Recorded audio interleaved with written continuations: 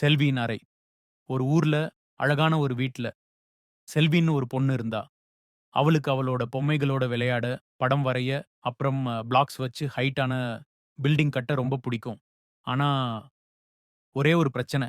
செல்வி எப்பவும் தான் விளையாடினத அப்படியே போட்டுடுவா. சுத்தப்படுத்த மாட்டா. அவளோட பொம்மைகள் எப்பவும் தரையில கிடக்கும். அவளோட புக்ஸ் ஃபுல்லா பெட்டு முழுக்க சிதறி இருக்கும். அப்புறம் அவ டிரெஸ் சேர் ஃபுல்லா குவிஞ்சு கிடக்கும்.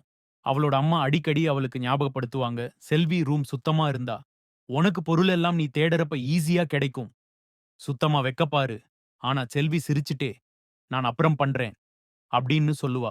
அம்மா எப்பயும் சொல்லுவாங்க, "அப்புறம் வரவே வராது. அப்புறம் அப்புறம் குப்பைகள் நாளுக்கு நாள் அதிகமாயிட்டே போகும். பொம்மைகளும், துணிகளும் சேர்ந்த ஒரு மலை மாதிரி." செல்வி காதுலே வாங்க மாட்டா.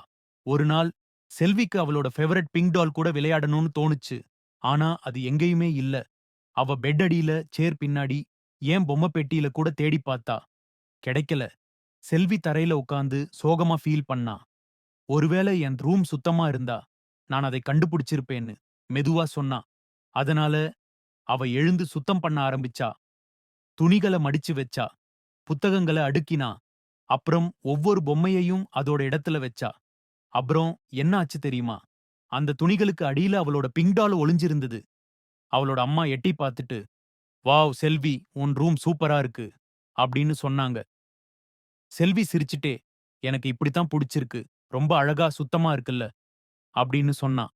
"இனிமே நான் இப்படி தான் வச்சுப்பேன்னு" சொன்னா. சுத்தம் நமக்கு ஒழுங்காவும், ஆரோக்கியமாவும், சந்தோஷமாவும் இருக்க உதவும் அப்படிங்கிறத அவ புரிஞ்சுக்கிட்டா.